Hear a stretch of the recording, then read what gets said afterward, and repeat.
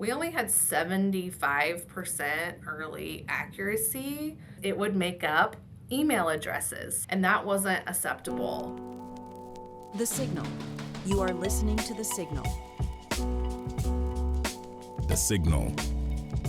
Cutting through the noise. You are listening to The Signal. Welcome to The Signal, a podcast with a global perspective on media, journalism and technology. Tom's away today, and so for this episode, I'm flying solo, but not too solo. I have a special guest with me, and that special guest is Jessica Davis, who is Vice President of News Automation and AI Product at USA Today Network. Thank you very much for joining us. So I'm going to just ask you a little bit about your job, but first of all, for our listeners and viewers, it'd be great if you could just explain for people who don't know what USA Today Network is. Yes, so USA Today includes USA Today. We're America's largest publisher. We also include 200 local newsrooms across the United States. And then also NewsQuest in the United Kingdom is part of our network. So we are a global news organization. Thank you. And so at USA Today, you lead the company's AI strategy, and you've been doing so for some time. Yes. So I sit in product, and then I'm blessed to have many other roles. And I founded our AI Council, which is our governance for ensuring employees practice responsible AI that actually leads to value for our organization, right? So I've been doing that. I founded that 4 years ago. I was going to ask, what does most people's first interaction with AI is ChatGPT or and then Gemini, but what did AI in a newsroom or in someone's kind of personal work situation look like before OpenAI came along? Yeah, so basically, I led a team of 160 remote journalists we were dispersed across the United States. And our mission was to get digital best practices at the time into, audience-focused practices into our newsrooms in partnership with them. So we would swarm the biggest stories and free up journalists to be on the ground doing what only they could do. So we covered, hurricanes, wildfires, some of our community's most difficult moments. We were there covering that and staying after larger national organizations left because of our local footprint. I was on a mission to save as much time as possible. At the time, we could anticipate using our audience tools. What are the common questions people have in these dire moments? And a lot of this is public service journalism. We were also prolific video creators in partnership with our journalists on the ground. And so at the time, we could anticipate what the audience would ask. And so we started templatizing. And anticipating and pre-writing. And journalists have been doing this for a long time. We started using natural language processing to get us that jump ahead. And we ended up saving, like months in total off workflows. And we reinvested that time to more video creation, more things that really helped our reach at the time.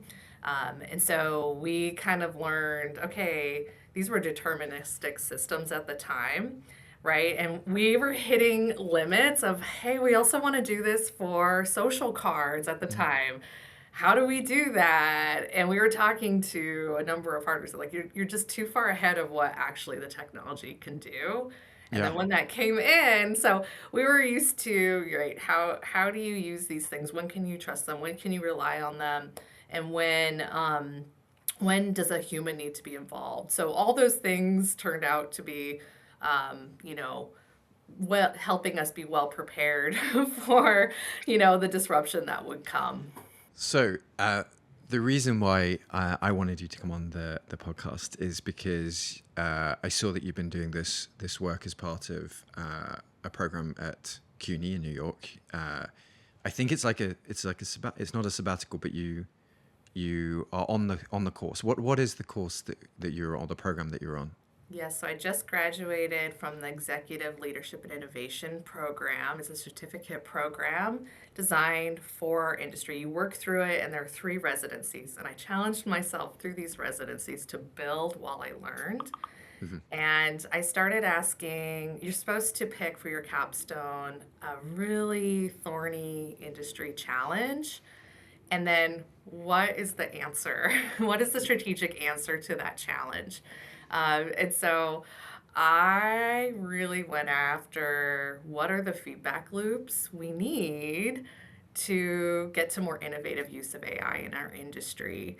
And that led me down the track of agentic AI, which is totally the next step, and we're only at the beginning of more autonomous systems. And I asked myself, okay, if the problem is how do I get to always on feedback loops that leap us forward? And what does that mean for the role of the human? Making sure we're increasing our judgment and not leaving our brain at the door.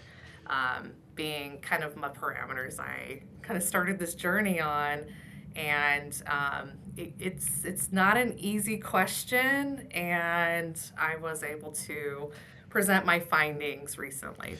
So just to break down the problem a bit more. So you're talking about is this that human in the loop is becoming the kind of standard for responsible AI use, but actually should it be? Is that kind of the So, question? yeah, so human in the loop is really important on the highest, riskiest use cases. Why? Generative AI is probabilistic, it can be wrong. And that means trust, right? Accuracy is at stake. For a media organization, trust is crucial to our role in our communities, to the audiences we serve. So, human in the loop is the right call most of the time. Babysitting every output and strategically putting ourselves where we need to be to keep that trust, those are 2 different things, though. One is more of an automation bias. If I'm reviewing everything the AI does, am I really stress testing it? Am I bringing my human judgment? Is this really where I need to be? Or can I use the system? Can I train it with my judgment? And can it help me see, oh, it could actually do what I needed to do most of the time. This is when I need to be involved, and this is when I need to make my judgment call. So does that put the human in the loop at the higher level in the process? You're not saying like human does not have to be in every loop, but the human has to be in the big loop. So the way I call it out is human on the loop. Okay. And then we can strategically drop in when the data shows we need to. And this is a black box. I've been kind of through a journey on this where I've talked to global newsrooms, leaders, journalists on the ground using these systems for the first time and more advanced. And I asked them, hey, like, do you understand how this works? And most of them say no. And some of them said, oh, I ask it, and this is what it tells me. And so what I found, though, is that most of this was assistive AI. And being human on the loop, it kind of traps you into what you can get out of these systems, right? Rightly so, it's risky to go more autonomous when it's a black box, when we don't know how it works, right? But when we take a different approach of on the loop, there's already a practice of this outside of media, AI. And this is at all the major companies. I interview people at Microsoft and Google, including engineers and product leaders. They are using something called evaluations. Evaluations basically say, is the AI doing its job or not? And it creates data that allows you to say yes or no. Okay. This has been around in computing for a really long time. Is the computer doing a good job? Like the Turing test and things like that. So, but what changed is last year, people started using the LLM as the evaluator. They put their judgment into it. And that allowed a scale to move forward more autonomously And when I did the interviews for my capstone, I didn't find many newsrooms really utilizing this practice.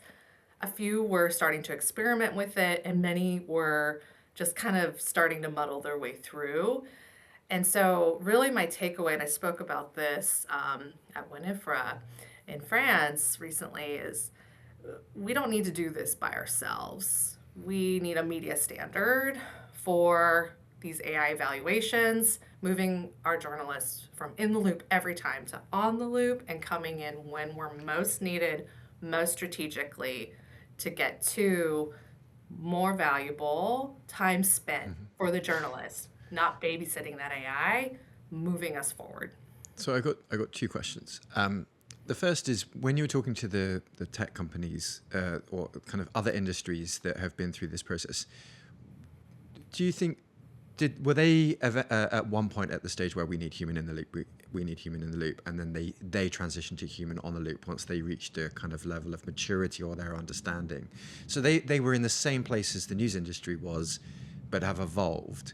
Is that fair? So the news industry is not necessarily behind; it just hasn't gone through that evolution yet.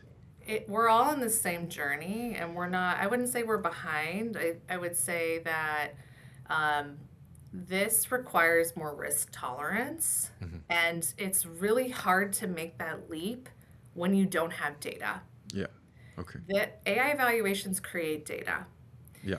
And that's the difference. Now, not everything that you build in AI needs a full-blown AI evaluation. So what I did for my capstone, I said, let's take a few steps back. What does this mean for an everyday newsroom leader? Let's just start with SMART goals. What is the goal that you have for this AI workflow?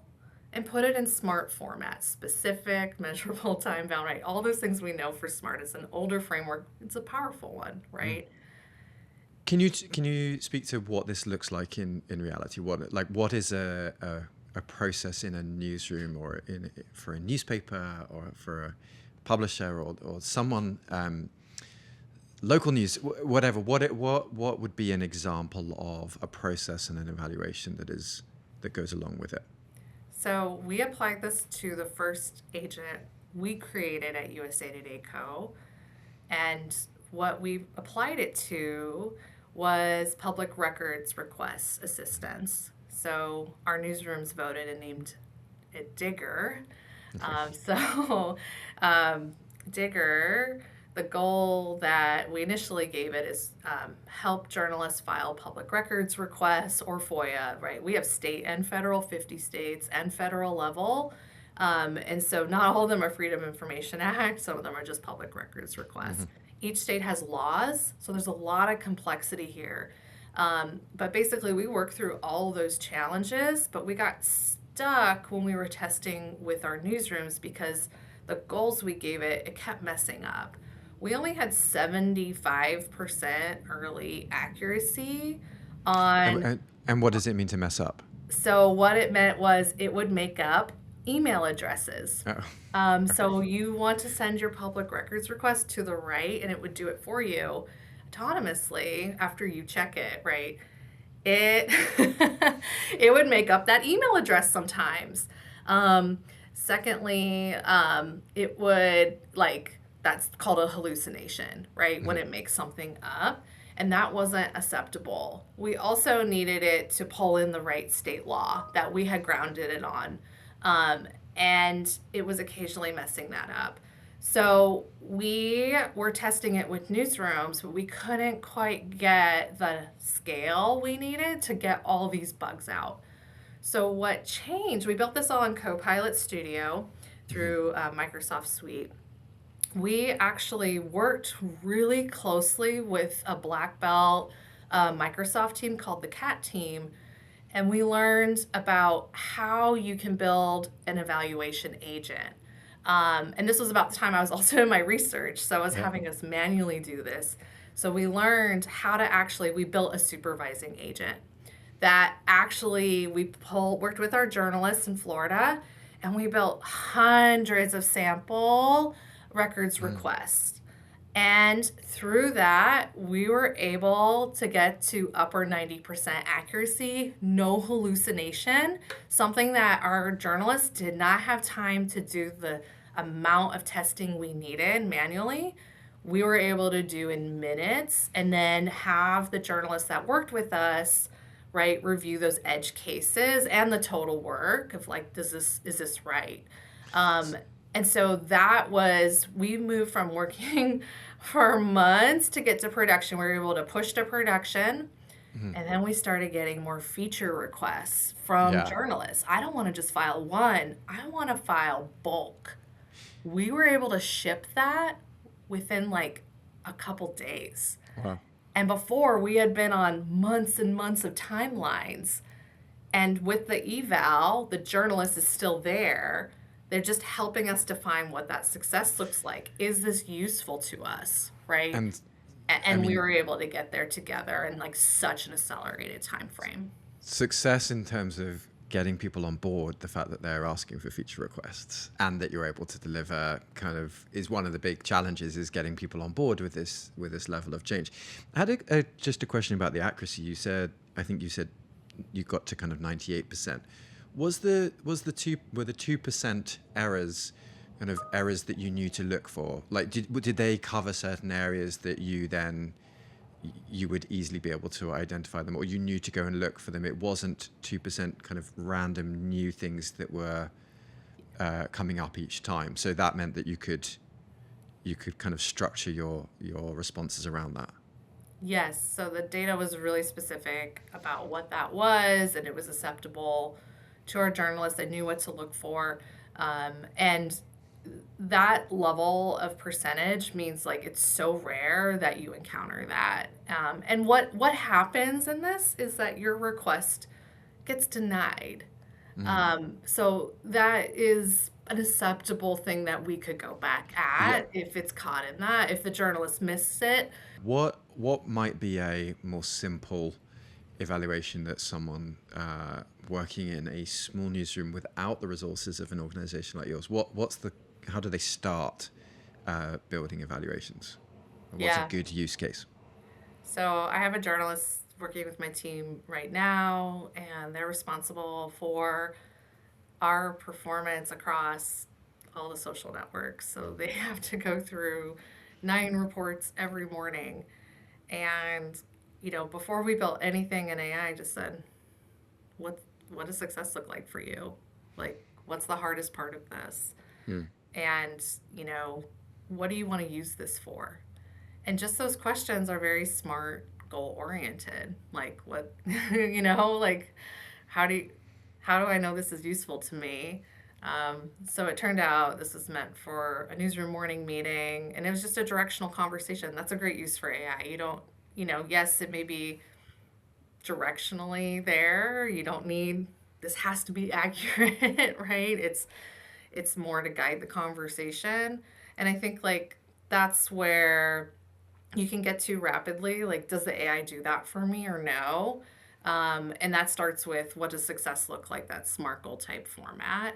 And then, we're talking about a survey for, okay, like, how are people experiencing this beyond the performance of the AI system, right? That's also part of a evaluation framework. That's user feedback, which is also really valuable. And you heard me do it with Digger too. And that's just a survey or a conversation, right? Between a leader and their direct report or whatever it may be. But that's all important data, and you can feed that into like a project space where you've defined success, and these are feedback loops. These are optimization loops. These are the type of loops you need to do reinforcement for agentic, more autonomous systems. So it's great training for what we'll step into in our future toward what you already said, Fergus, about all these tech companies. We're all on the same journey. They're just resourced very differently, so they are moving faster. And we have to define how this works for us. And so what you're saying is that this process, this new method, I was going to use like a horrible analogy, and I worry about so many things that I say on this podcast, but Is an evaluation a kind of like an AI like editor, sub-editor? It's not editorial, but it does some checks and balances. It looks at what it is. Are these kind of digital editors scalable? Let's call them. I'm not going to call them a digital editor. These evaluations, they are scalable. That's what you've determined. They are scalable, and we have scaled them. I want to scale them. Our roadmap for this, I want to scale these beyond the Microsoft system. And that takes a level of coordination across data science and technology that, I'll be honest, we're still working toward. And I share that as we're pretty far along on this, and we still feel like we have a ways to go. Yeah. I'm normalizing the journey, right? I think like when it comes down to it, though, you can build a persona in this, and you can give it, you are an editor, and you can get to simulating that level of feedback. I have talked to some newsrooms that are playing with it in this way, and it's really powerful. And you work with your journalists and you say, okay, like we're going to give it our judgment, and then what you have the human evaluate, just like we did.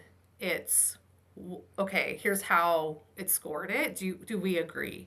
Right? So you can do a side by side. Once these systems can actually act that way, we can move even faster, right? And fast isn't always better for news. Sure, it's great for breaking news. Yeah. For these systems, though, you need to be really clear about what is your risk threshold, what is good to you, and that might take a little bit, but then once you're in the flow with it, you start to see, oh, the system does what I need most of the time. That builds trust, right? And that's not false trust, that's data informed, right? The obvious question when we start talking about the capabilities of this of these evaluations is, can they do more than just evaluate the work of AI? Can they evaluate the work of journalists? And the answer possibly is yes. And then the other question is, should it? And I'm not necessarily you don't have to answer this if you don't want to. But surely that's a question that starts flying around. Sure. I think journalists have been doing this. That's why it's such a natural next step for us for a long time, where, right, they may have analytics of like, was my story successful in reaching its audience? So in that way, Fergus, it is a natural next step. What maybe feels uncomfortable is an AI system telling you if it met the goal or not, or if you met the goal or not. I can speak from personally. I love feedback from AI. I'm very goal driven, as you can hear, and very, comfortable with data. I use these systems to enhance my thinking, and I am a heavy user of debate prompts. I do think there's a reason I was drawn to this as a potential strategic, bold solution to how we move human in the loop forward. I'm obsessed with feedback loops. I do think it's a natural step, and if it makes us uncomfortable, well, why? Let's sit with that a minute and, let's figure out why that makes us so uncomfortable and talk about it. I love that because, Tom and I often talk about how it's possibly time to get a little bit uncomfortable with things, and because that pushes us and we should kind of lean into the discomfort and see what it, and poke at it from different sides and see what it actually means rather than stick our head in the sand. So I love that. So just to kind of go full circle, you set out and you answered a question, and just remind me of what the question was at the beginning of that journey again. Yeah. How do we have that always on feedback loop that makes human in the loop more strategic, right? So that we can innovate faster in our industry. And do you feel like you answered it? I do. I feel like it makes sense to let data inform our way forward, to make decisions on uncertainty, to listen to our people. That was one of the most interesting findings. When we practice this here, you can't just rely on the machine to evaluate. You have to go and talk to people. Is this useful to us? What do we think about these results? How do we move forward together? And these machines freed us up from babysitting to having those more strategic conversations about the role of AI in our workflows.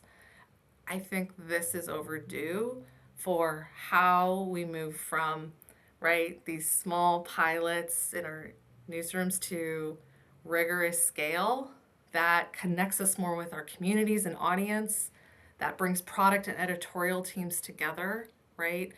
All the things.